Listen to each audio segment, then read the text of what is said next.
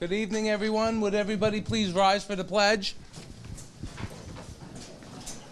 I pledge allegiance to the flag of the United States of America and to the republic for which it stands, one nation, under God, indivisible, with liberty and justice for all.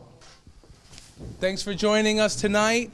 We have a public discussion on the Hopewell Precision Superfund site, or as I'd like to rename it, the Hopewell North Water District. Much nicer to sound it that way. We have from the EPA, Lorenzo Thantu and Cecilia Eccles here. Thank you very much for coming. We also have the contractors, Conti Federal, the Army Corps of Engineers, CDM Smith, and of course our engineer from the town of East Fishkill to answer all your questions. Mr. Thantu is going to give us a presentation, and then after that we'll have a question and answer period. So thank you, Mr. Thantu. I'll give it to Cecilia. She has an intro to make.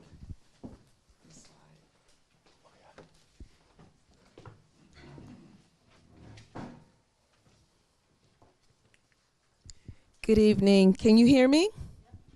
I'm Cecilia Eccles, and I'm the Community Involvement Coordinator for this site. I've been working on this site pretty much since 2003, and I want to thank each and every one of you for coming out this evening. We're going to be discussing as the fact sheet says, EPA continues construction of the Hopewell North Water District Public Water Supply Distribution System for the Hopewell Precision Area Groundwater Superfund site. And we're going to be discussing the Hopewell Precision Operable Unit 2, the alternate water supply distribution system, and a site update, and that will be done by Lorenzo Thantu. And then we'll open up for questions and answers. We would like for all of the questions to stay until the end if need be. Excellent. We have other individuals who are working very hard on this project. We have the Army Corps of Engineers from the West Point, New York. We have Travis Young, Rich Gazdek, Drew Smith, Daryl Salomon, Phil Rosewicks, and Ellen Gallery, and Paul Gabriel. And we have from Conti Federal Services, Andrew Weber and J. Keith Walker. They are all here. Would you all stand just so we can let everyone see who's been working on the project? And then there's individuals in the back as well. Thank you. Next slide. And now we will have Lorenzo give his part of the presentation. Thank you. Thank you, Cecilia. Good evening, everyone. Oh, use that. All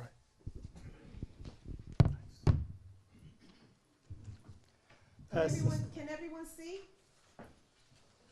You can also follow if you have a packet. We ran out, okay? But you can follow the presentation off of the packet, and if you can share with your neighbor next to you, that would be greatly appreciated. Thank you. Yeah, it's good to see many of you people that I have come to know over the years, plus a few people that I've spoken to over the phone, never had met until now, so it's really good to be seeing those new faces that I've come to know over the phone. And just quickly going through this is the project team. You know, U.S. Army Corps of Engineers is the authorized representative for U.S. EPA Environmental Protection Agency. They are overseeing all the construction work associated with the public water supply distribution system being done by Conti. And just a breakdown of all the way from Army Corps down to the channel to the contractors and subcontractors doing various aspects of the construction. Water main, transmission main, storage tank, pumping station, road paving. And we would not be here today if it weren't for these stakeholders and partners that we have worked very close with, especially town of East Fishkill since the design stage. We've also worked very closely with New York State Department of Environmental Conservation, New York State Department of Health, New York State Department of Transportation, MTA Metro-North Railroad, Central Hudson Gas and Electric, and Dutchess County Water and Wastewater Authority, and also Dutchess County Department of Health and Department of Public Works. So just quick project background on the Hopewell site. It was listed on the national priorities list back in 2005. That made Hopewell become eligible for federal funding to do the studies leading to a cleanup where we are today. And to facilitate the overall cleanup, we divided the site into two operable units. The first one, OU1, is the site groundwater contamination and restoration. And OU2 is the provision of alternate water supply, which is the focus of tonight's public meeting. So for the operable unit 2, selected water source for the operable unit 2 is the Cannon Wellfield water supply system. And if you look at this figure, Cannon Wellfield properties, which is about 150 acres in size, it's located on Route 376, right across from Town Hall. And the town of East Fishkill is responsible for design and construction of the entire Cannon property well field. So from where the well field is, town will be pumping the raw water up here to the existing Hopewell Hamlet water treatment system that is going through upgrades. And from there, the treated water will be brought to the connection point here at the Fishkill Road, from where EPA will take over, pumping that water all the way up north to storage tank, which I will show later, and then bring it back down to where the homes will be connected to the water main. So the OU2 project is broken down into 3 phases, phase 1, phase 2, phase 3. I understand that most of you are interested in final phase 3, which is the final stage for hooking up all the homes and installing meter installation. But let me just quickly run through the phases. Phase 1 is a primary water system that consists of about 4.2 miles transmission main and water main, pump station and storage tank. Phase 2 is 4.6 miles of all the residential branch mains going onto all the side streets, and that would consist of East Fishkill Road and County Roads. And that's about 4.6 miles in length. And finally, the phase 3 service connection. And that is slated to begin in October 2019. So for phase 1 and phase 2, the funding is already awarded. Phase 1 right now is about 95% completed, all the transmission main. And pumping station and storage tank are being constructed. Pumping station should be completed by August this year, and storage tank July. And the phase 2 branch main, that started in April. And already, just in about a month, we have completed 20% of the residential branch mains. Finally, the service connections for homes, that's going to start in October 2019. And then as part of the phase 3 service connection and meter installations, the contractor will be required to remove all the existing private well, decommissioned private well, and also point of entry treatment, POET or carbon filtration systems that EPA and New York State DEC has installed. We have about 55 POET systems right now that have been installed by EPA and DEC, so we will have to remove them at the final stage after we have hooked up all the homes. And this is the Hopewell North Water District. And we have about approximately about 330 homes and commercial businesses that will be put on the water supply. We are hoping, we're trying to get as many people as we can, and so far most of the people have signed on to being hooked up. So phase 1 primary water system installation, it began in April 2018 last year. The length of transmission main and water mains are 4.2 miles, and then pump station and water storage tank. And if you look at the next figure, you'll see where the connection point is here. That's where we will get the treated water from the Hopewell Hamlet Water District. That's also owned and operated by the town of East Fishkill.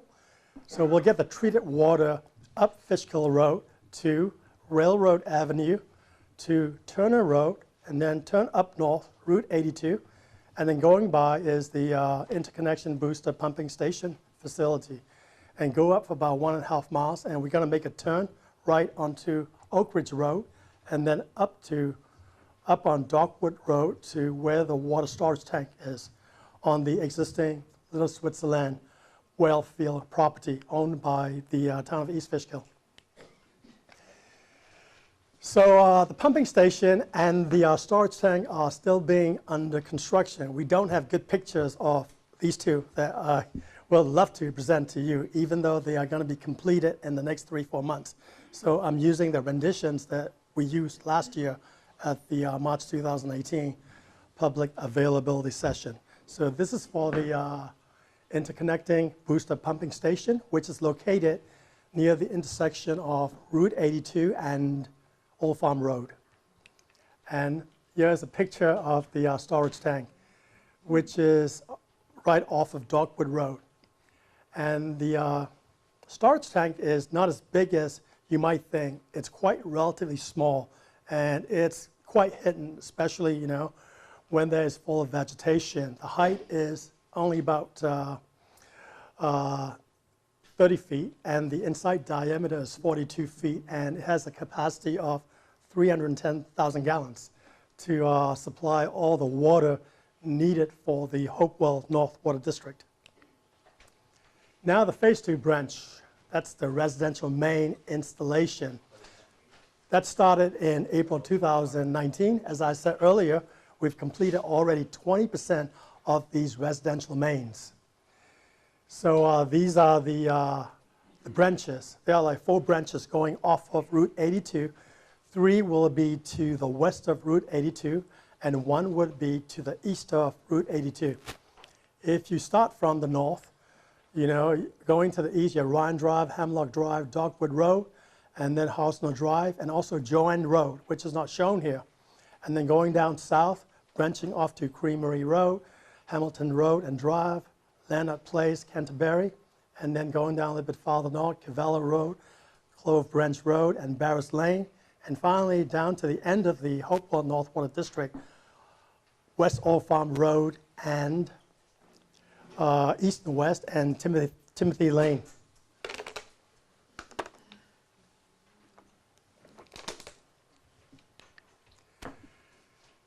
So throughout Phase 1 and Phase 2, you know, we take site safety and protection programs very, very seriously. We started at the onset of Phase 1 water main installation back in April last year. We continue to do that as part of the ongoing Phase 2 residential branch main installations. Project safety program, very important. Traffic safety and control, property protection, environmental protection program, very, very important. Starting with the property asset protection, we do our best to protect the homeowners and commercial business owners' properties. Before we start each construction site, we do very thorough, comprehensive pre-construction structural surveys, which includes pre-work photo and video documentation. We also do ambient condition monitoring. Like for example, if there's going to be like jackhammering work in the area, we try to monitor for the vibration associated with that work. And we are required to do that, especially if there are homes close enough to the job sites, that is 50 feet. And we are required to do this very comprehensive ambient seismic monitoring. And as part of that, we monitor if there might be any kind of deformation or settlement of these constructed areas. So as I said, we do thorough seismic vibration monitoring, and then after each construction site is done, we do a final post-construction inspection and documentation, which would also include photo as well as video. So let me go over a typical work day starting from today, or actually started last April when we started the Phase 2 residential branch main work.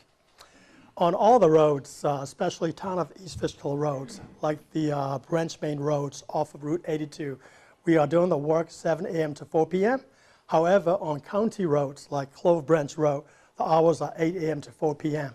So as part of that, we do daily traffic site control. We give out advance public notices. Many of you have gotten flyers on a regular basis from County Federal Services. And also, you would see in the job site areas, flagman, barricades, reflective equipment, and safety trench boxes. And project safety program, as I said, is very, very important. We do regular, consistent communication to all the local departments, like police department, school bus departments, etc. And excavation and trench safety for each site where we are doing trench work before we put a pipe in, and then subsequent placement with backfill.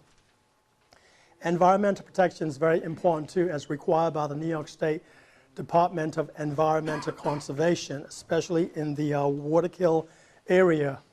They designated those areas to be inhabited by Indiana bats and blending turtles. So we have to comply with those substantive requirements before we do our work in those areas. And stormwater pollution prevention plan, very important. We try to localize any kind of migration of stormwater that might result from the construction work so that it does not migrate away from the contained job site area. Dust control, noise minimization, all standard, so that it would not result in any kind of nuisance to the neighbors, residents, and business owners in the area. So what's typical water main installation? This picture is pretty good. Shows you what we do from the beginning. You know, we do like cut and mill the existing asphalt, and then we excavate a trench, and then we prepare a nice bedding before we put the pipe in. And then the pipe would be wrapped with like poly wrap. And then finally, we backfill and compact using a third-party engineering company to make sure that it is compacted to specs. And then that would result in interim asphalt. Interim asphalt simply means that we would have to go back to the area before we do final pavement. Some areas we would need to go back and excavate some of that interim asphalt area to do the subsequent necessary work. Like, for example, putting in some copper tubing between the existing water main and the curb stop. And curb stop is simply a meter box that is on a sidewalk between the roadway and the property line. That has a control valve, so that in case of emergency, town of East Fishkill could access that trench box, meter box, and shut off the main valve. And we can talk more about that later. Finally, after all the work is done, we would do our final pavement.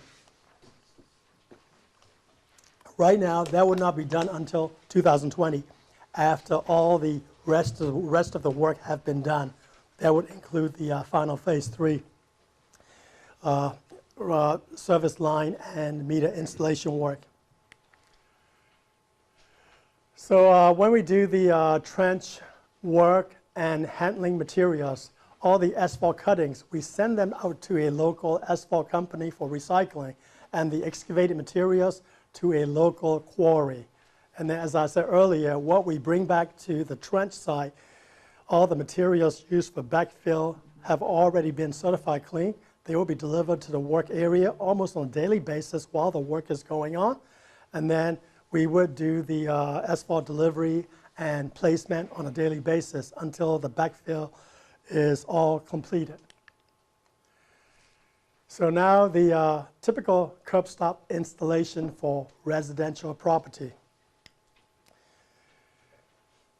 So as you can see here, we have a excavator and just making an excavation hole from property line to the curb stop, and where the pipes settle, that is situated on the water main, and then we run a copper tubing to a curb stop. And then from the curb stop, we can do the rest of the work as part of phase 3 for the actual service line going onto the residential home or business structure.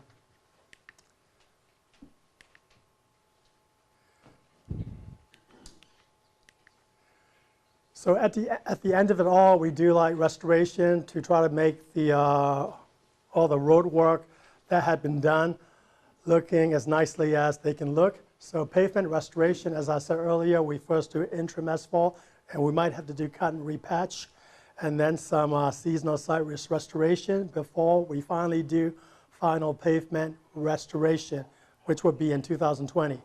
And also, as part of the restoration work, we would also repave all the binder asphalt. And for the homeowners and commercial properties, we would also do all necessary landscaping restoration that we would need to bring back the conditions to what they were before. That would include regrading where the work had been done, hydroseeding, and replacing signs, mailboxes, and fences as necessary. So 2 pictures of asphalt restoration. The left picture shows you the interim paving.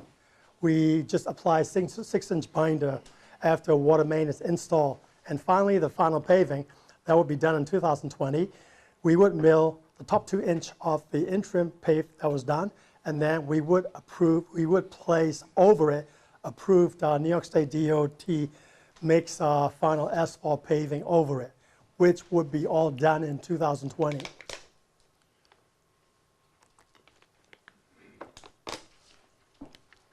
Sorry, when I speak a lot, my mouth dries up, so I have to drink water every few minutes.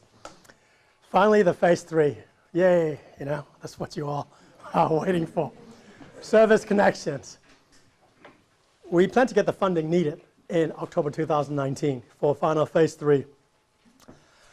And all this work had started already in actually March before we got the funding and started the work in April, especially all the pre-phase 3 planning work. Right now we are doing initial inspection. A lot of you got notification letters from Conti back in March, you know, begging you to schedule an appointment so that Conti can come in to assess the interior, exterior configuration and then prepare individual work order so that when it comes to phase 3 service line installation, we know exactly what to do, because every house and every commercial business is different. Each has its own unique characteristics. So they have started the effort, and so each property will have its own design work order. We need access agreement as part of that.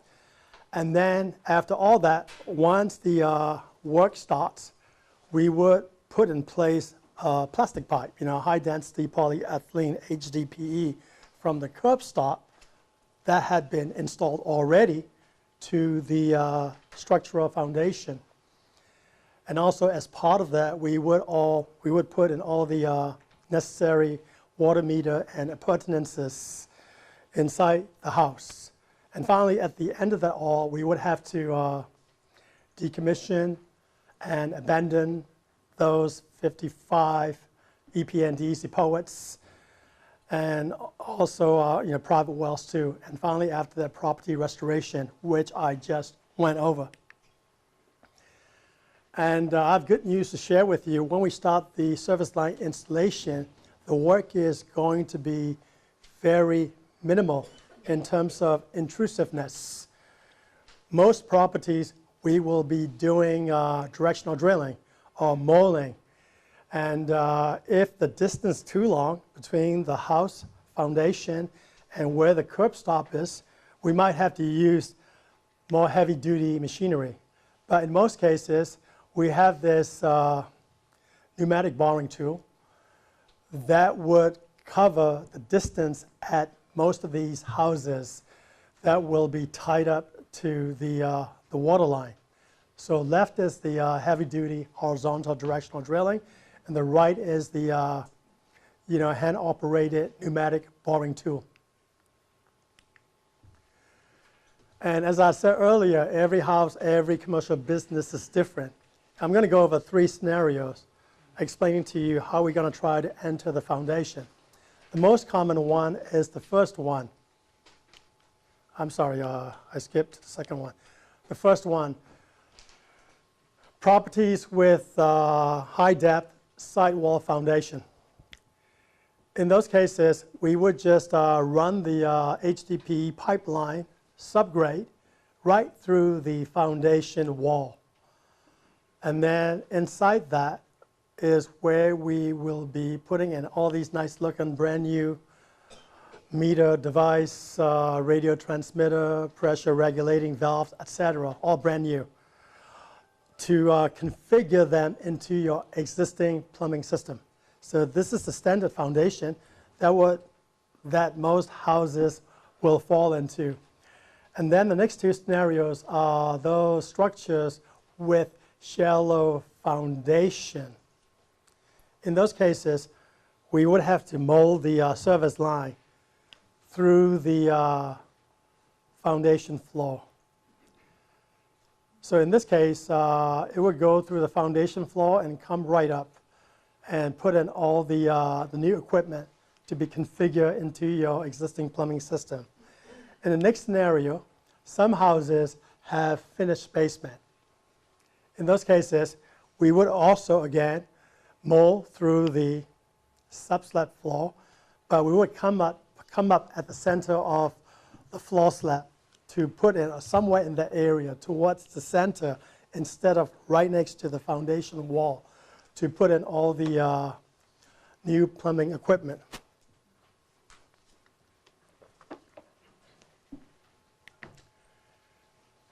And the town of East Fishkill has a setback, just want to quickly over, of 300 feet. So if a house or structure has a setback of 300 feet, the contractor will be putting the water meter not inside the foundation, but in the meter pit, which would be at the property line. And these are some of the brand new equipment that you'll be seeing in your home. And they are on display on the table in the back too.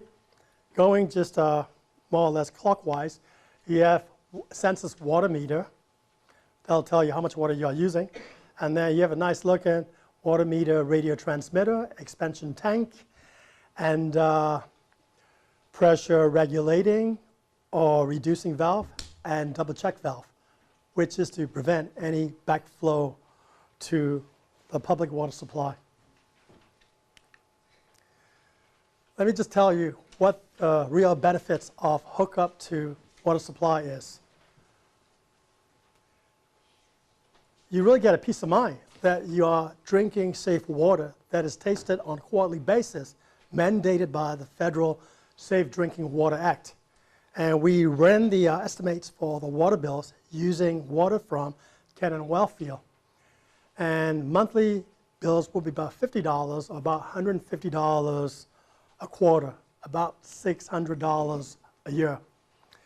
Third benefit is you don't need to worry about any kind of maintenance or electric or replacement costs to replace your private well or pump.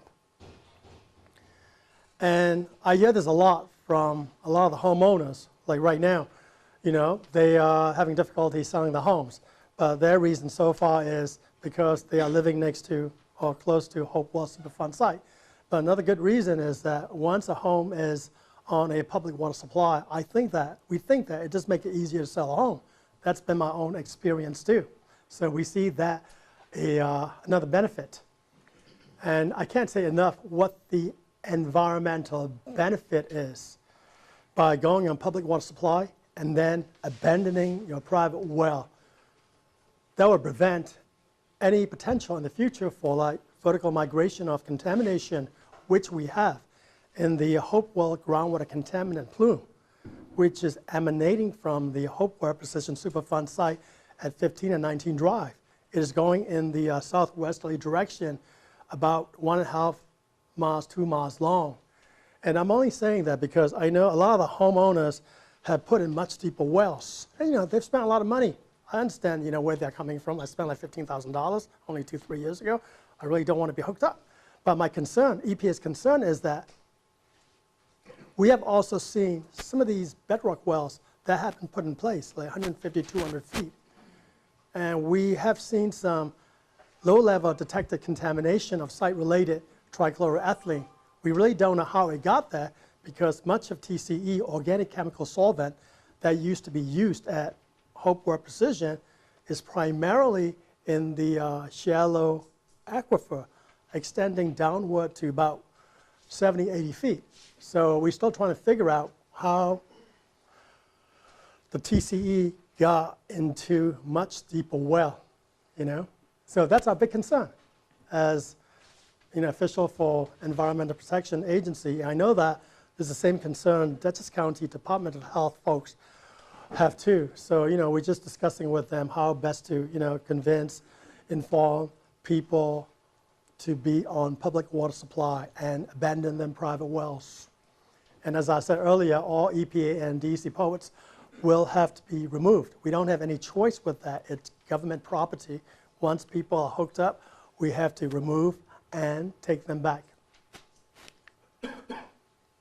And also, like, there's a physical safety hazard with abandoned or even like poorly maintained private well, like especially small children or pets, and also public health, as I went over just now.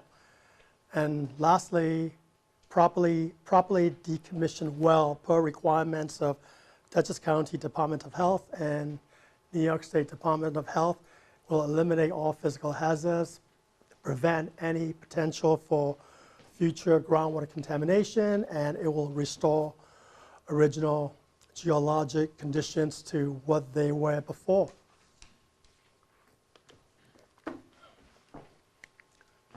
Finally,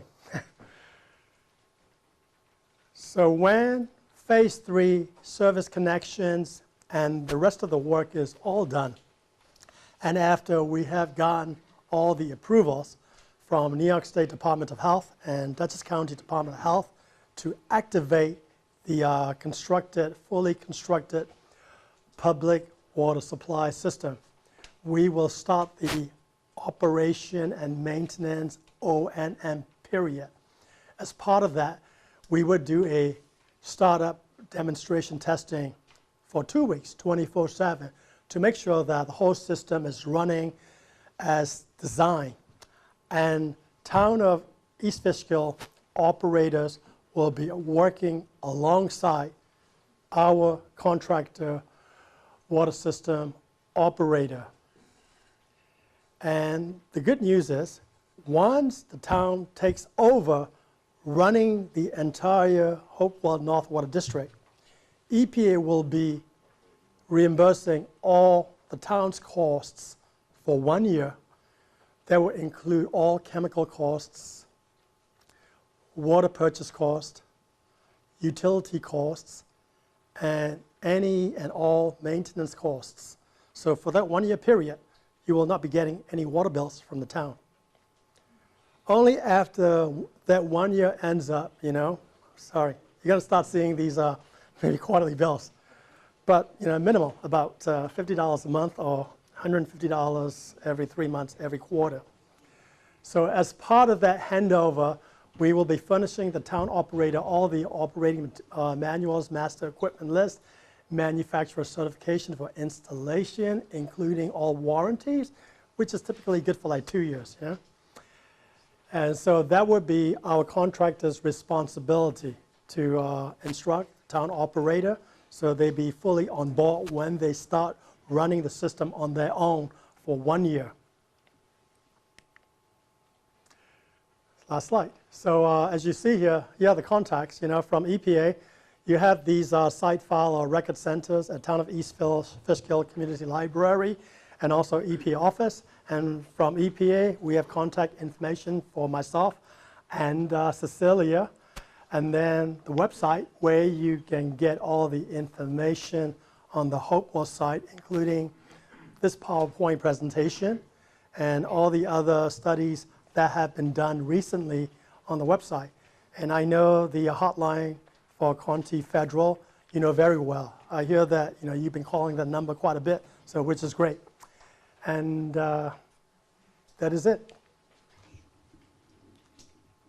Yes? Do you want to discuss the timeliness of responding to the survey questionnaires as well as getting in to do the permanent connections, the timeline for that? Yes, I definitely can. Yeah, we were going to also have available tonight a 3-page FAQ, frequently asked questions. I spoke to Supervisor Scott about that 2 days ago. But it was decided that we might get more questions at tonight's public meeting, which management wants to add to my current final draft frequently asked questions. That should be finalized and should be on the website too, hopefully in the next few days. But anyway, to answer your questions, yes, Conti started sending out these notification letters in March. In terms of timeline, the phase 3 work is going to start in September. We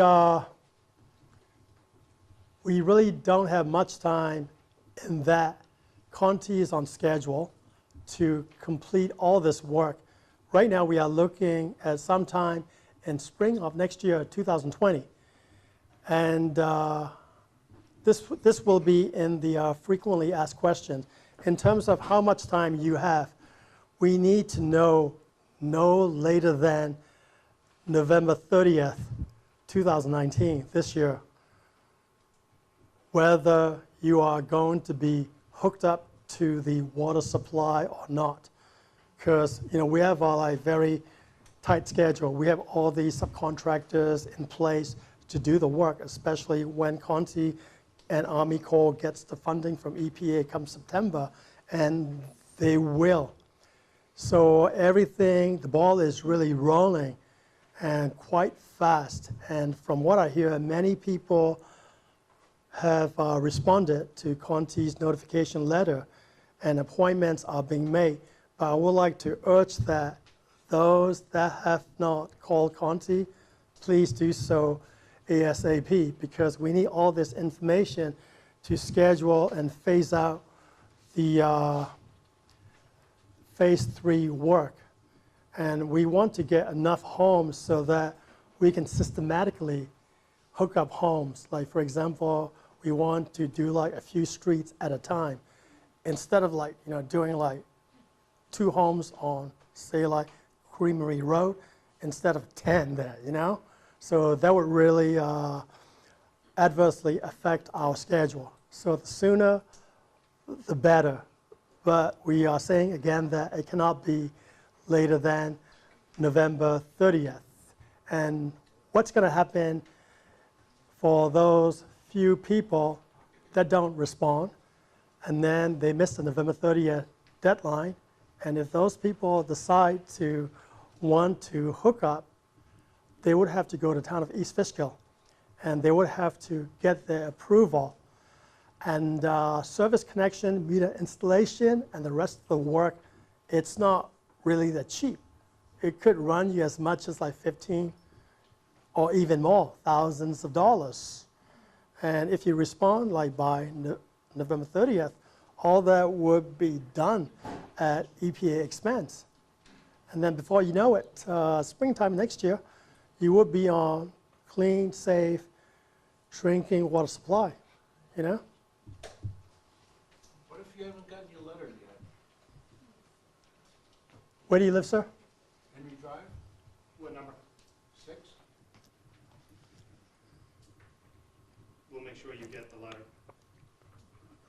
Where do we turn in the consent for access form to? Andy Weber, right? I haven't got one either. Right? Is it Andy? If you didn't get a letter, come see me in the back. Yeah. I'll get you guys signed up, Andy and I. Keith will get it. Yes, sir. Also, you may want to announce where Conti's trailer is, if people can go there at their convenience. Okay, you guys know where Williams Lumber is, right off of Route 82? You got to go on that little access road. You go about maybe a few hundred feet, and you'll see the big sign, Conti and U.S. Army Corps Engineers. They are there, every day. I think sometimes they sleep there too, right? No? No, okay, maybe not, okay. Sir, with your hand up. Sir? Sir? Yes. I live on Clover Branch Road. I have a house.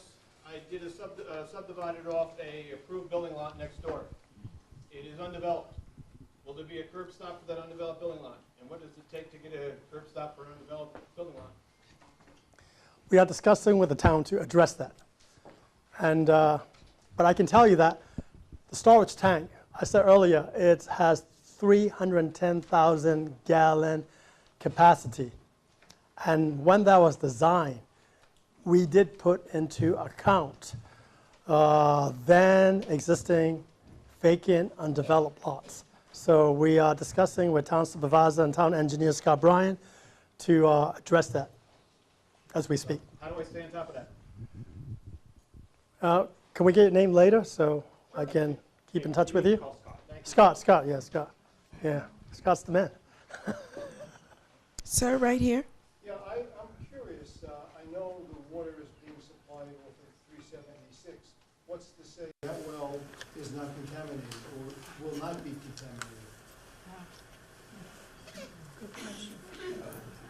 I mean, we do periodic private well sampling every year. We did one last September. You know, we do a lot of homes, usually well over 100 homes, because that's the number of responses we get back. Some people don't respond, even for free private well sampling. Based on these private well sampling results and also sampling of existing permanent monitoring wells, the plume is still there. But the good news is, Hopewell Precision, we don't have any more source like contamination in soil that could contribute to continued migration of contamination to groundwater. But the contamination in the groundwater is very persistent. TCE and also 1,1,1-trichloroethane is still present in groundwater. So we always see some like slight shift or dynamics in the plume movement. So I can't say like today, if one existing well is clean, I cannot say if it's going to be at the same number next year. You know, contamination is dissolved in groundwater. So wherever the groundwater flows, it flows along with it.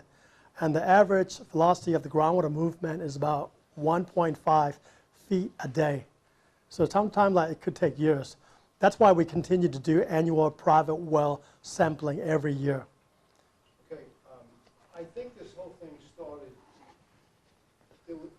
probably 15 years ago, there was an earthquake up near Plattsburgh, and we felt the effects down here. And I believe at that time, the fissures opened up and that plume started going down toward Creamery Road and down into Hopewell Junction. But you can't tell me that it couldn't happen again. And that plume of TCE could get into the new well system, and we have the same problem again with a little earthquake, opening up fissures and the water, you know, the contamination moving out. If I can try to address that, we do have redundancy in place within the hamlet. We do have an alternate connection to the county water source. Our intention is not to go there, but if, for instance, something like that would occur, we do have a plan B, so to speak, that we can switch some valves open and bring water into the county. I think it's a very real situation myself. Okay, we're going to have everyone speak into the mic. So I'm going to be passing the mic around. I may need your help too. If anyone in the back wants to sit down, there's some seats. There's a lot of seats back this way if you would like to take a seat. Thank you. I have a couple quick questions. You mentioned this tank holds 330,000 gallons. 310,000, yeah, close. You're going to have over 300 homes. In the event of a power loss, two questions. How long can you go without power? Do you have a backup power system for this? Do you have a backup power system? Okay, that takes care of that question.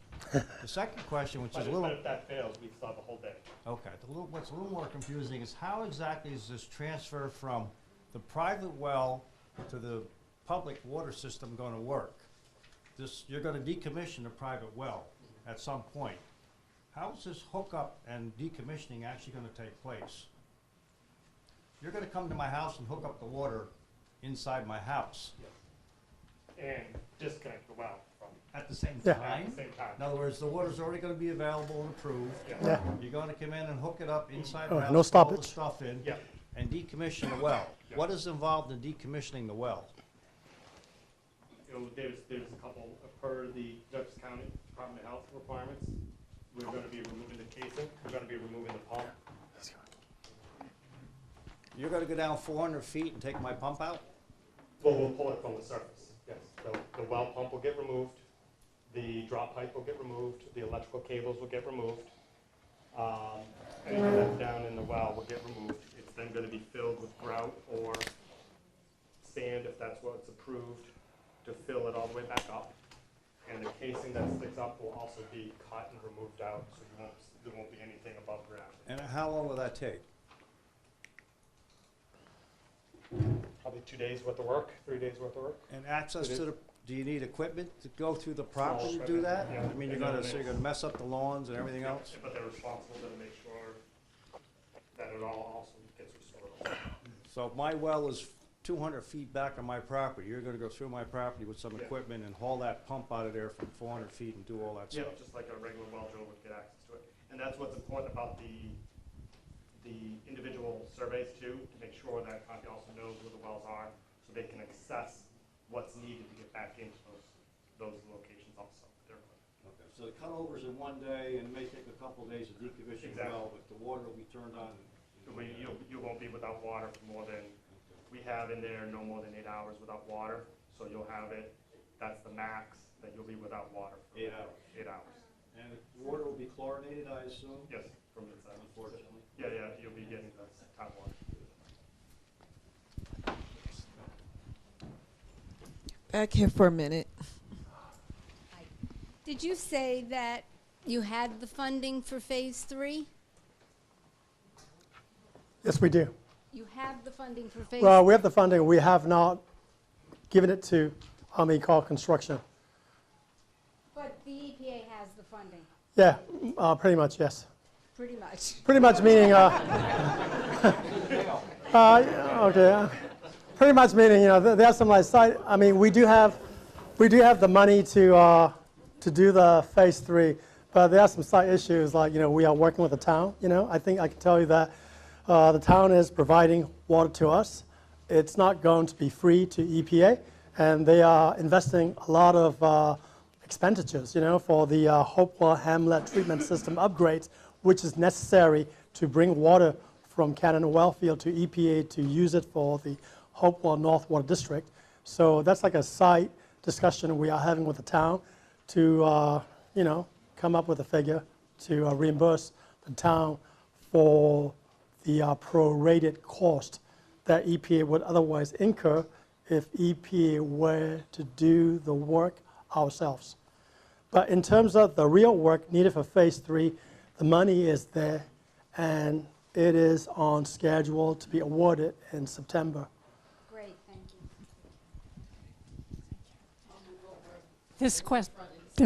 This question is about the air.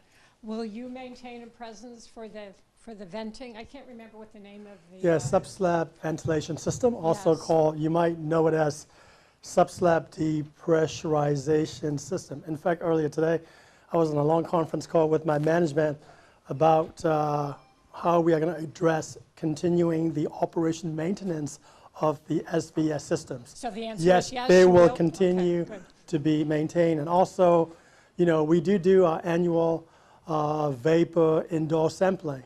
I think some of you know my colleague, Don Graham, very well. I think he's doing it now, or he just did. So as part of that, he does like not only operation maintenance of the SVS systems, and also he does for me indoor air sampling, subslab sampling of homes that we want to continue to monitor. Unfortunately, unlike private well sampling, subslab sampling, a lot of the people, are kind of reluctant to EPA to come into the homes, especially if we have to install new ports, So we never get as high response as we get from folks for private well sampling. Private well sampling, sometimes we can just take a sampler from outside spigot, So they don't even have to be home. So that's an issue that we have continued to have with annual vapor sampling. I have a personal question on this. My house is way at the bottom of Leonard Place, and we only have one drain in the street, so everything drains down there. And if we have a rain down there, we create a lake. Now, if you drill into my house, which is just a slab, how this is going to prevent me from water getting to my house? Wait, so you have one stormwater drain outside your property? The whole street has And run down it my doesn't take property. much, so it gets easily flooded? Yes, Yeah. I mean, would is your well inside the house or outside the house? outside the house. Yeah, so we'd be going in Yeah. at roughly the same location as the current well enters your home. So it'd be in the same general area. So we'd be It- looking, if that's not seal the leaking, foundation. we'd see the foundation just like you have. It is not going to go through the foundation, then it's going to go right, you're going to mold through. Depends on the depth. If we can go through the sidewall, we'll go through the sidewall. If it needs to come up, we'll come up. But we're gonna try to go through the sidewall as much as we can. But either way, it'll be sealed. It'll be sealed.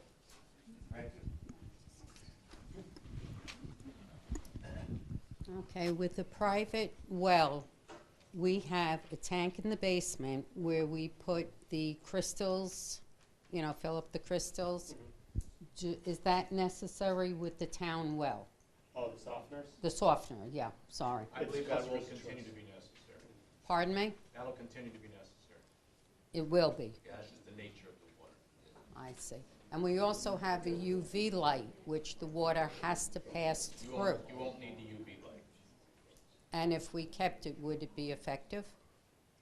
Yes. As a redundancy, you could keep it, but you won't need it, but of course, that's up to you. Right, okay, all right.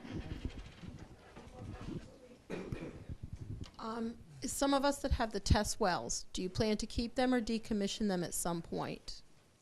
I have 2 on my property. You mean like private wells?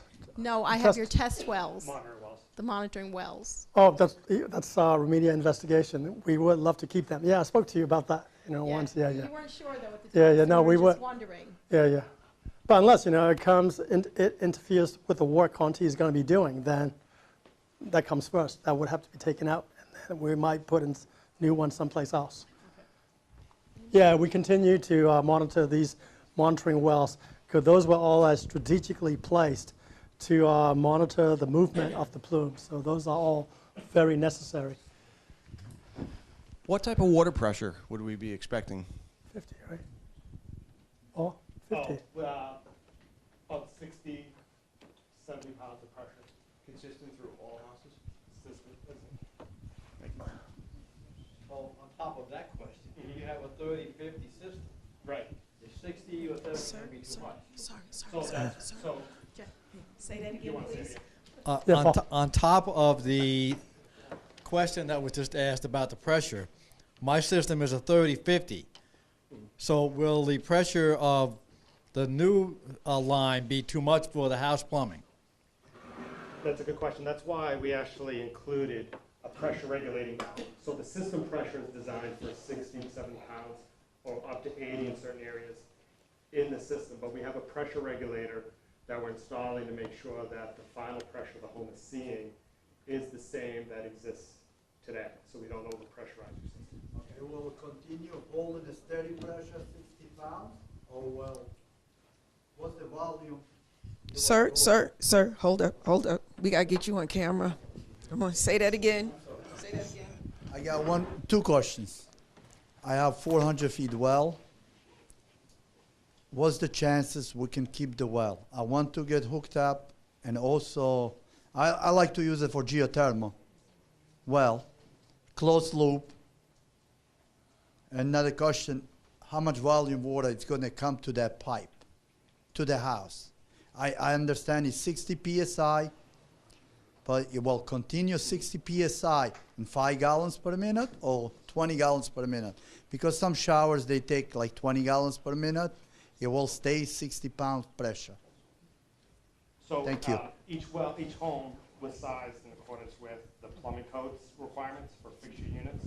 So it's under a peak rate of at least 20 gallons a minute plus is what it's rated for. 20 gallons per minute.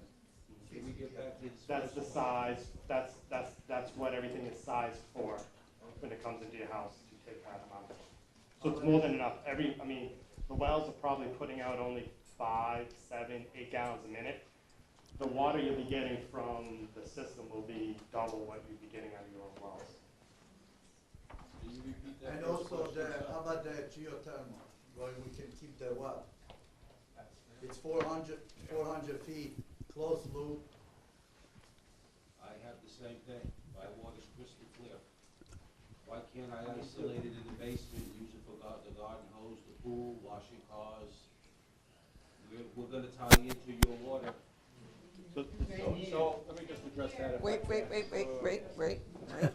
Here we go. And there's a couple points to that answer, okay? Number one, we can't run any risk of cross-contamination. I realize it's a double check. Okay, so it's a double check valve. It's not an RPZ, which is a whole nother level, elevated level of security. It's gonna be isolated in the basement. It's a double check valve, which does not get tested as an RPZ does, so who's to say in 5 or 10 years that it doesn't fail? The health department has approved it, but it's not to say that it's fail-safe. It's not the same as but just hear me out, as an RPZ, which is annually certified. So that's one factor, okay? The second factor is water's gonna cost you about $8.59 per 1,000 gallons, okay? 1,000 gallons, you could wash your car probably all year for 1,000 gallons of water. Okay. Irrigation, I realize. Watering your lawn is a bit of a luxury, okay? There is an expense to watering your lawn, and that's not the norm. Nothing's designed for watering your lawn, and that's a luxury, and you're going to pay for that. But in terms of the health department, in terms of the town, okay, we can't run the risk of a cross-connection, and you can't keep both. You can decide to keep the well, we can talk about that if you don't want the connection, but I would urge you to take the connection, and for the amount of money that you think you're going to save in watering your lawn and washing your car and filling your pool, at the end of the day, between electricity, between replacing your well pump, maintaining that system, it's not the saving you think it's going to be, okay? And at the end of the day, if you don't connect to the system, at some point, everybody here, myself included, is going to want to sell our house. And when you're not connected, you're going to reach into your pocket for $15,000 or $20,000 to make that connection. So I urge everybody here, I urge everybody at home, this is a great opportunity. EPA spent $25 million to bring you water. I would urge you to connect, okay? But you can't have it both ways. You have to make that decision. Thank you, Bob. The geothermal is a new issue. We're not prepared to answer that. It's the first I'm hearing of that. We'd have to have details. Again, that's a new question. That's something we'll have to do our homework on. If you want to bring us some information, and we'll have to address that accordingly. Okay. I'm going to come to this side in a minute, but I'm going to let this gentleman ask his question. Right, they said that piece. That's what they said they would say. You can't keep both, I wanted to ask the question about if you turn down getting the water, means you don't have to close up your well. But if you get hooked up, you have to close your well. You close the well. Now, I got a separate system here, but if that's the law that you have to shut the well down, if I'm tied on to the city water?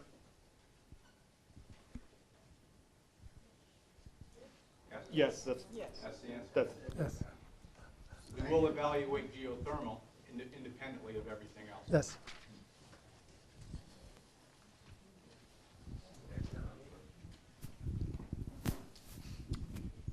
Thank you. I have concerns with costs, and my question is this: is the gallons that you're putting out, you're giving a certain amount a day, or a month, or every 3 months? Now, is there a limit to the water that you're getting? 'Cause I think $50 is a little steep for many people. I don't know what the deal is, but how you arrive at that situation. I think those figures were average numbers. Average. I think Yeah. the minimum Yeah, that charge was. is going to be 7,000 gallons a quarter or something like that. There is a minimum. Right. If there's For all the town-wide districts, there is a minimum. All right. So let's say I don't know if it's $200. 200 gallons a day. Let's say. If you go over those $200. Is there a charge of? You pay per 1,000 gallons. Right. Well, you pay for what? $8.59 per 1,000 gallons. 1,000 gallons. And that's for 2020. Yeah. All right, so in other words, it's not compounded, right? Like if you don't use it, No, no. you cannot compound it into the next month. No, there's a minimum. There's a minimum Huh? usage. Yeah, but I mean, if you use more, exactly. But I mean, let's say 1 month I don't use that much, right? You don't, you get. Right. No, you don't. That's not what he's saying. That's not what he's saying.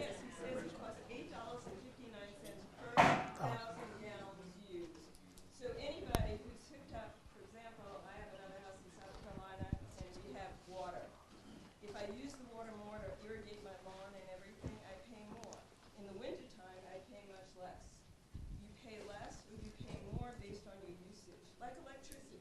It's the same thing. Well, I hope you're right because, you know, the way he That's sounded, correct. he said $50 a month. I'm not sure if it's there is a minimum, which we implemented town-wide a few years ago for people like Snowbird and things like that.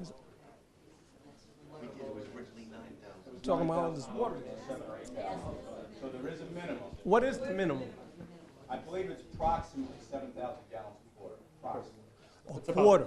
That would be Quarter. $60 a quarter minimum.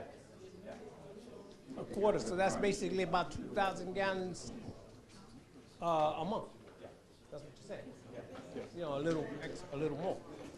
75 gallons a day. All right. So then let's say if you go 25 gallons over, what's it going to cost? Is it going to be on the percentage side or what? No, it's a rate per 1,000 gallons. So the average numbers that were presented on this PowerPoint presentation represent average bill, an average bill. Which Okay, I think so is in other roughly words- 200 gallons A day. per day. If you use 300 gallons a day, you'll pay 50% more. If you use less than that, you'll pay whatever percentage less. Yeah, I'm not too. But not below 7,000 gallons a quarter. Yeah. Average 70 gallons a day. I got more questions later, but. 150 gallons a day, that's a double around the price. No, but the average that was computed on the presentation was based on approximately 200 gallons a year. That's $600 a year. Yeah, that $600 a year figure is based on approximately 200 gallons. This gentleman has a couple of more questions. We're going to let him ask all his questions, okay? Come on. Okay, I got a question on the tank. You know, we got that pressure tank that sends it up the water to the house. Are we gonna need that, or because I saw on the picture that you had a tank in there? Was that a compression tank? Yeah, this is sample in the back.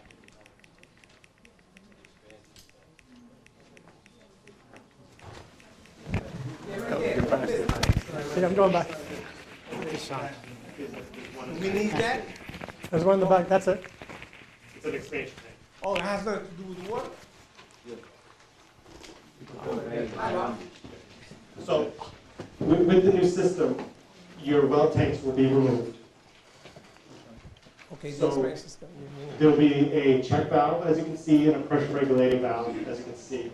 Those there are set to isolate your home from the water system. And that expansion tank, what happens is when water heats in your house, it expands just a little bit.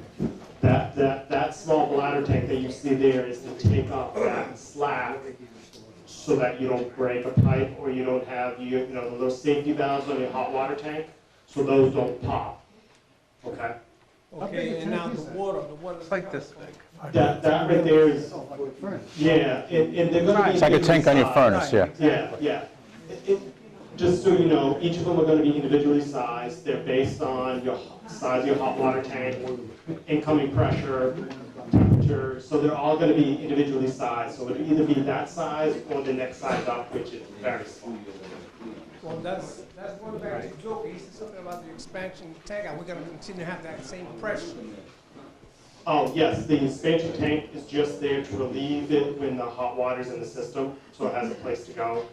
There is a regulating valve, since the pressure coming into the home, again, the system's designed to maintain pressure for everybody, and everyone's at different heights elevation-wise. So to make sure that we don't overpressurize any individual homes, homes are getting a regulating valve to make sure that we match the pressure that's currently there. If you're set to say, if your well is set to 40, 60 pounds of pressure, we would be setting it at about 60 pounds for the regulator. If your switch is set for 30 to 50 or 20-40 for whatever reason, it would be set up so that the pressure coming in through the regulating valve would control it to that pressure while it's running. Okay, another question. The Yeah. hard water, is that you're gonna eliminate the hard water that's coming from the wells? Hot water? Or no, you're still gonna get hard water? Oh, hard water. Hard. So, No, they'll still need to keep their water softener. The towns, with the town water, they still recommend having the softeners. Water softener? Wow, that's. Of course it does. Pumping out of the ground. Yeah. They get using 20 gallons per minute or more, 2 showers in time. And they're gonna be able, this system, to do it? The system is sized based on the number of, per the plumbing code, the size of the line coming into the home. All the appurtenances has all been sized per the plumbing code, such that it can maintain good pressure at the flow rates that are required under peak load. Go ahead. Oh, wait. We gotta get you the mic. Okay. Cecile is actually running. She'll come back. Where are the meter pits going to be located? In the house or by the road? In a pit? Depends. Again, if your house is very far set back, the meter pit will be by the side of the road, by the shuttle. If you're closer to the road, again, we gave 300 as the general cutoff point. I'm way back, so. Yeah, exactly. So those there will be closer to the road to make it easier to get access to the meter and just for the meter reads. Right. Now, the people that have the geothermal and get to keep their wells, if that's all decided, then I want to keep my well also. If they get to keep it, I should be able to get to keep mine. I don't need anybody pulling mine out of the ground. I want another loop also. It can't go both ways. We're gonna look It's into not it. being You're gonna look into geothermal, yeah. Independently, yes. Any more questions on this side? I think the key about the geothermal, just to talk about that for a second, and I'm not familiar with geothermal myself personally, we'll have to look into it, but it would have to be demonstrated, among other things, just off the top of my head, that it's a definite closed circuit, that it cannot be, altered, that a person could run a hose from a hose bib back to the house because they don't want to pay the water bill, for instance, okay? And we'd have to look at that in the materials and how it's sealed off and how it's isolated. We're not saying we're approving it, but it's a new question tonight that we'll look at, okay? But geothermal is two types. It's open loop, and then you pump it from this well, you pump it to another well. Yeah. That's open loop. Closed loop, it's just the 2 pipes and a grout around the pipe. Yeah. Well, will go out the Well, again, this is all information that we'll have to get our arms around, okay? I So. can get you brochure. Okay, he has a question here. If you don't hook up, do you have to pay a maintenance fee into the system? If you don't hook up, do you have to pay? Answer is no. Answer is no. Now, let's say you have 2 houses, and you go away for 6 months. What is your basic fee going to be if you don't use any water? We said about $60 a quarter. Yeah. It's going to be $60 a quarter. That's for the first year? No. First year. Afterwards. Okay, That's the afterwards. first year. And then, does it go up after Well, that right away? The first year you get a bill, yeah. First year you get the bill. Probably 2021. All right. If we stay on schedule. Are they predicting a Well, quick? then that 859 was 2020. 2020, next year. So not accounting for the first free year. So there's some incremental 3% or 4% increase per year, Okay, well, thank you. Now, there is one important thing here. So, while it's important to note that while EPA is putting in all the capital that's required to build this system, all the homes are in the district. So, come a certain point in time in which there's debt that needs to be retired, all the homes that are in the system, whether or not they're connected or not, will be responsible to retire some of that debt. So there's a whole benefit usage, there's a whole map plan report forming the district too. So you'd be potentially in the district, not getting any benefit of water, and still have some responsibilities later on. And you'd have to pay for hookup down the road, if the well goes bad, you know, you can disconnect, we have to replace a well. If now you got a situation where you've got a well that you're not using in 20 years, you know, you got a hazard. I mean, everyone, I don't know, I'm trying to look around. People about my age, right? Everyone remembers baby Jessica, right? Like, hope we don't have that in Hopewell, because all these wells are not in use and corroded and something happens, you know. Just to reiterate one thing for the gentleman, and I don't need you to stand up or anything, who said that if geothermal is approved, you want to keep your well. Keep in mind, if you decide that, you don't get the connection. So that brings you back to, at some point, you'll be responsible for that connection on your point if you go that route, okay? So I got a question for you. I want to get back to the cost. It's probably more going to be for the town. And also to your point about the debt, and somebody's going to have to pay this debt eventually? Right now, there's no debt. Okay, but there's going to be. So I think the debt that he's referring to, just excuse me for a moment, sorry, is that, you know, it's a brand-new system.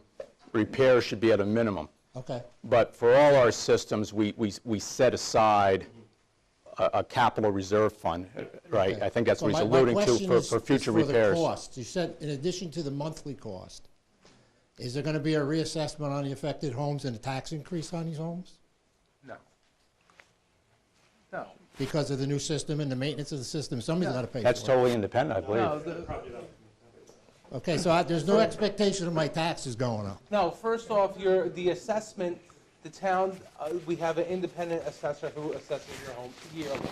But because of a benefit of a town water system does not mean that it's going to be reassessed higher. No, it would Doesn't be. mean we will get reassessed independently. You're reassessed every year, no matter what. Everybody is on a cycle, and whether that is a 1% increase or this year was a little higher, which everybody came to the meeting, you know, complaining about it. But this will not affect your assessment. Okay.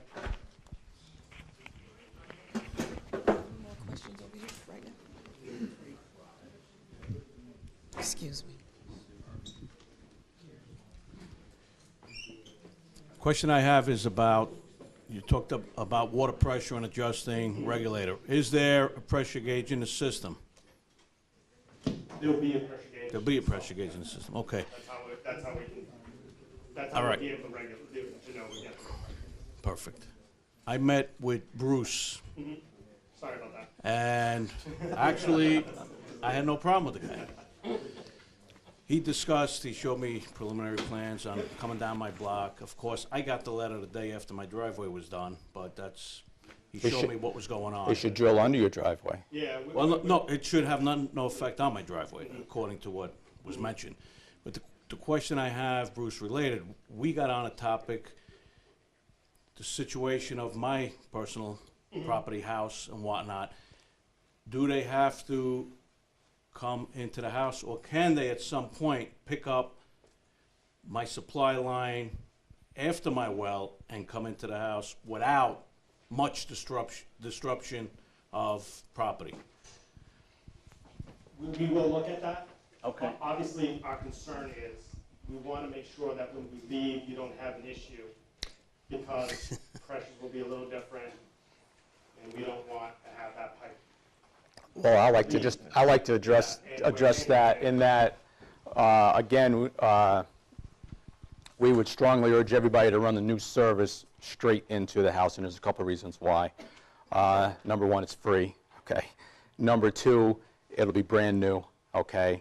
Over time, many of these homes are 40-plus years old. These things don't last forever, okay? And now the burden is on you to fix it. But more importantly for the town, your meter is on the inside. This old pipe is on the outside, plus there's a coupling. And should there be a leak, we can go years and years and years and never even know about this leak because it's on the, you know, our side of the meter. So we haven't mandated it, but this is something we need to talk about. But the service should go all the way into the house, and it should be brand new right to the meter. And we have techniques to be able to potentially use that as a way to pull it. And restoration is all covered, so, you know, it's not going to cost you anything for restoration. But I've been there before with restoration.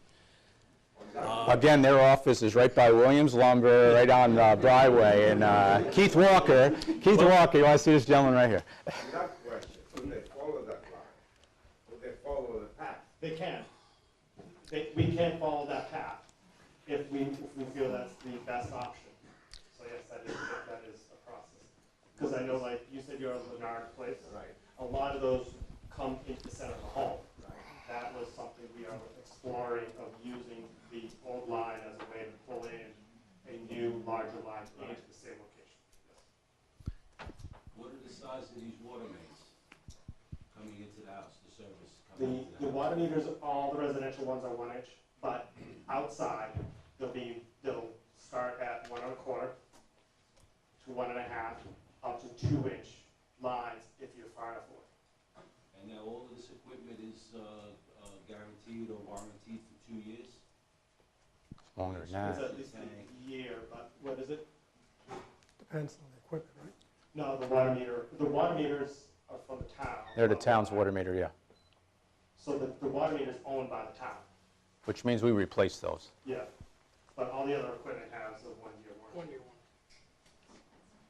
So if the pipes go bad in the ground, you have to replace it. This pertains to anybody who's 300 feet or more behind the property line, or if Yeah. you send anybody further than that, the water meter's gonna go out to the curb. Correct, yeah. Do they have anything in place to see water leakage between the main road where this will be and the house? Yeah, actually, the new meters, that new outfall has capability to detect leakage, doesn't it? That I can't answer that. Is a leak, and this is measured in gallons or cubic feet? I think they're doing it set up in gallons. What we do is on a quarterly basis, if you're averaging 10,000 gallons a day and we see it jump to 30, we pick up on that and we notify you. It could be a quarter after. You could pay a whole quarter before it becomes detected, but that's the system right now. No other secondary meter that can go in the house? I mean, that would make sense. I'm using 700 gallons at the curb, 700. You could install that, but we don't have a provision for that currently. You can install it. Yeah, we don't have a provision for that currently. No. Okay, very good. Thank you. You have another question, sir? No, I'm good.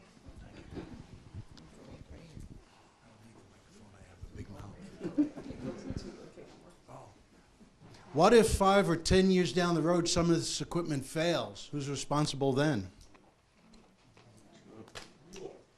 We know the meter won't fail, but.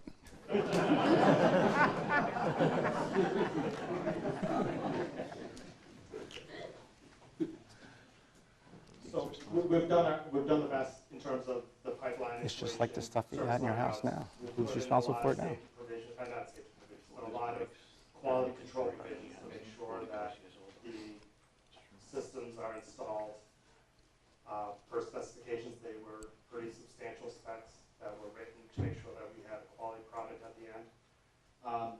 The town also, all the equipment that we're using has also been vetted by the town, so they have good track records. The storage tank was not, the storage tank we installed was not the cheapest storage tank on the market, but we put in a quality storage tank that did not require painting and other types of maintenance, like you would have with other types of storage tanks, for example. The pumps that are going into the pump stations are ones the town has used in other locations. The generators that are being installed are similar to the maintenance ones that the town also maintains. So there's a lot of consistency there's been a lot of thought and a lot of consistency put into the system.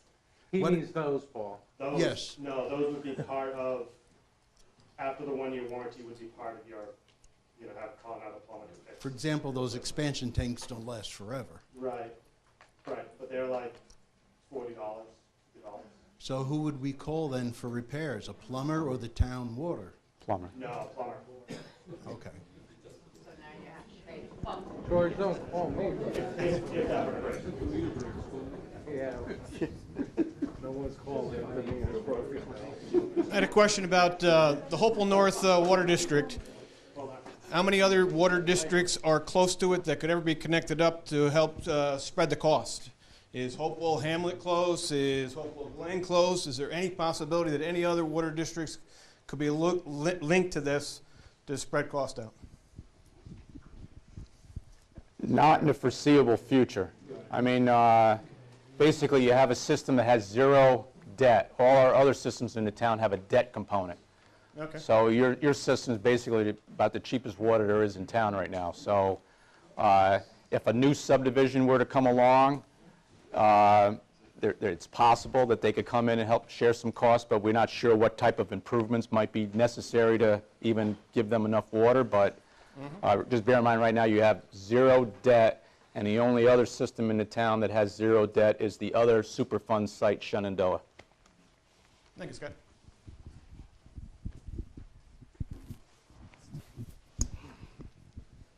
I was just wondering if there's a schedule for the fire hydrants and if there's a map available to show where the fire hydrants will be located.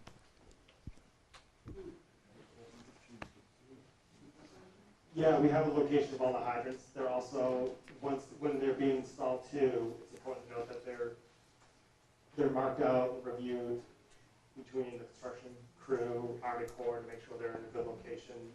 Town comes out and reviews them also, but we can put together a map showing the location of the hydrants. And fire department will have all that information. Correct. Question, how far from the property line the ditch for the main pipe will be?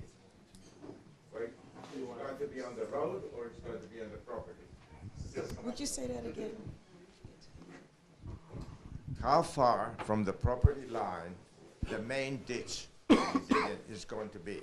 Is it going to be on the road, on the edge of the road, or is it going to be inside the property? No, the water mains are Transmissions in the right of way. Yeah, yeah. The main As well as the curb stops will be right on the property line. Right where?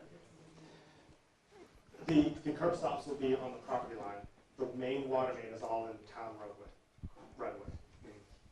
And it will vary a little bit from street to street. If it's closer to one curb, closer to the other curb, it'll vary. But it'll be in the roadway. And it's going to be on the right side or the left side? It varies from street to street. Hold on. There's one more. Go ahead. Are you running plastic or are you running copper to the for the services to the house? From the curb stop to the home, they'll be all HDPE, which is plastic, not PEX.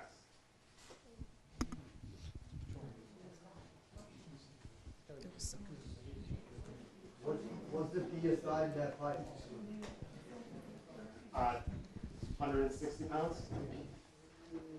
I put it out 160 pounds. We will put it 200 pounds and 250 pounds water line. It's on the well line. Yeah. And 160 pounds. The systems, yeah, won't ever get above 100 pounds. So I'll take a look. It might be a little bit higher. It's either 200 or 160. I can't remember. 160 is lower than 1. Okay. I live on Lenart Place, and as you know, our water comes in the center of our house, okay? And that's definitely a big, question on how you're getting in there. And are we going to see how you're planning on doing our own personal house? Or is it going to be, well, you got one of the three. I want to know. No, we can share what that's going to look like, right? How we're going to approach a home. And I still got two more questions. We're doing preliminary assessments right now. I can't hear you. We are doing preliminary assessments right now. We will come verify that your system is per the design and look at the special conditions per home. If it is exactly like the design, we probably won't need to come back and have a plumber and or the well driller take a look at your special conditions if they don't exist.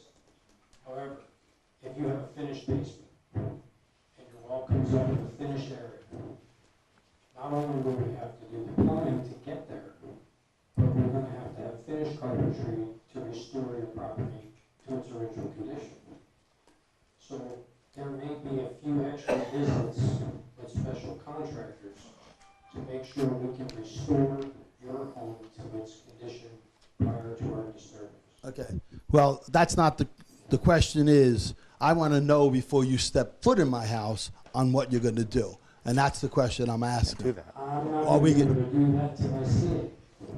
Well, you should be able to, because we definitely have a problem. I have a 1 foot by 1 foot hole in my concrete where my water comes up. And there's no way that you're going to be able to aim and hit that concrete. So I need to know what the plan would be. And I think we have a right to be told before saying you have A, B, or C. It's definitely a major problem when, excuse me? His point from the street connection at the curb stop to the hole in your house. In order for us to do that effectively, we're going to need to go in and do the survey to measure, to see if there's any encumbrances or something that could interfere with the signal between the machine and the drill press. So it's a give and take. I'm hearing part of what you're saying. You're going in and out for some. You're going to need to give us the opportunity to see the interior so we can develop. They've already were in. They were already in. They were already inside. Yeah. We'll generate a work order, and the work order will go to the government. We will evaluate all the methods possible to give you the water that you need with minimal disturbance to your home. You will be a partner. You are my customer. Okay. So before you step in and start doing work, we'll know what direction and when, how you're actually going. That's the question I've asked. The survey is, they're going to come meet with you. And well, they came out and looked, and They may were have to like, come- wow, I don't know what we're going to do with this. But these are the questions I'm asking. Right. It may take multiple Are you gonna tell me visits. what's going to happen? It may take And that's what multiple I'm visits, questioning. but before they do any demolition, before they do any hard work, they're going to come in, they're going to meet with you, and you guys are going to come up with a game plan that you can mutually agree upon, that this is how the work's going to be done, before they actually do the work. He's breaking up, so you're missing half of what he's saying. Yeah, Okay? no, I understand. I understand. Yeah, So but they're we're not going to just we're come in missing- and bully their way through your house. You're going to be in agreement on how it's being I'm done. asking that question. Yeah. Okay. The other thing is something that was not brought up, and it's been brought up originally. You know, EPA, your water, if you had up to .005, if you got to that point, then they would give you a filter system. Okay. But now town water can be at that point. It could start there. So we could be drinking more contaminated water than we have been physically drinking. Okay, and that was told at the first meeting we had, that town waters can have a higher level than what a typical homeowner has because it's a bigger system. Now, we were told that way back when, the first big meetings. What's the chemical numbers in the water that we will be receiving in our house when we start getting the water from? So you're talking about the water from the Cannon well field that we are going to be tapping into sometime coming fall. All I can tell you, Scott will attest to it, the town did a very comprehensive pumping test, and 2 bedrock wells screened at about, one is 300 feet, I think, the other one's 400 feet below ground surface, have been permitted by the New York State DEC to provide that water, about 450 gallons per minute. And as part of that, they did a very extensive, comprehensive sampling for various contaminants. We didn't have any detection on site-related contamination that you should be very concerned of, which are trichloroethylene and 1,1,1-trichloroethane attributed to Hopewell. Only 2 parameters we found were naturally occurring iron and manganese. They don't have any primary health effects, but those will be treated prior to Hopewell North Water District getting the final treated water through the Hopewell Hamlet treatment system that's going through upgrade right now. So I myself don't have any concern for the water that Hopewell North Water District customers will be getting from Cannon. But nonetheless, as I said earlier a few times, town will be required to do their quarterly sampling for the list of all those contaminants, primary and secondary contaminants on the safe drinking water regulations. And annual water quality reports go out to all the residents. Exactly. Every year you will get the results, and We you will get see results it up front every year. Okay. And I live on the Lenart, and I'm on the cul-de-sac side of that. And from the get-go, they told us that, we were clear because we were on a rock, blah, blah, blah. But everybody in that cul-de-sac, more than 1 or 2 people have had cancer in that area, okay? My well is 50 to 75 feet deep, okay? And, we're clear, our numbers keep coming up clear now, okay? Back then, it passed us, however it goes through. So I have a clear well, and I have a in-the-ground pool, and I would like to keep my well. And if it's disconnected from the house on a pump, a well with a hand pump, I mean, you can bring that water up yourself. Isn't that okay of leaving that? It's not going to be connected to the house. It's going to be an old style hand pump or a small electric pump that you could water your garden. I have the in-ground pool, which we have to top off every year, thousands of gallons. Okay, it is something that I think most people would like to keep. But I understand the tie into a house system, and I understand that. But they do have backflow preventers and things like that. I'm not asking to have it directed to my house. I'm asking to have it in the ground or to the top of the ground where we could get it ourselves with buckets or with a hose.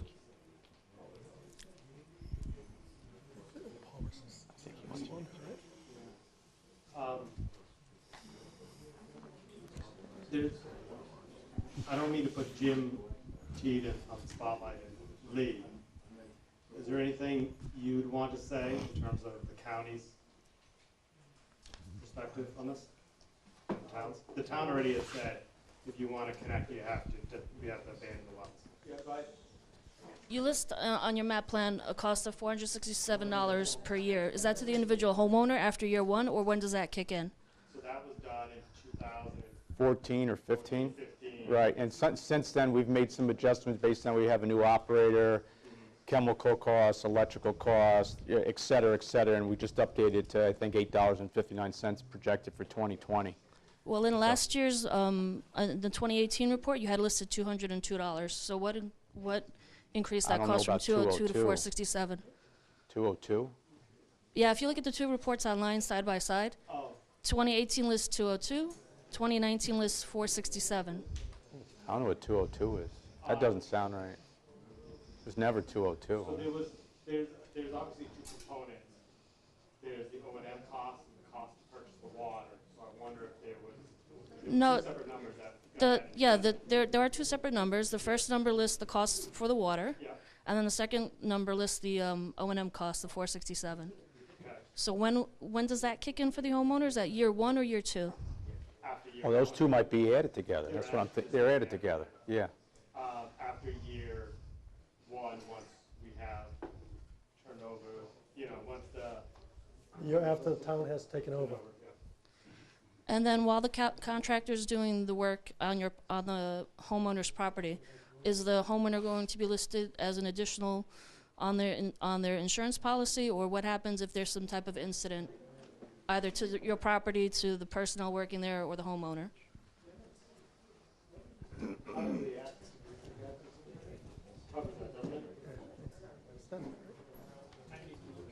Yeah, the access agreement should be covered in the access agreement, but the contract was obviously fully insured. Town is named as additionally insured. So how do we get copies of that? Do we need it? We can give you copies of that. Have you used the hotline at all? No, there's been, I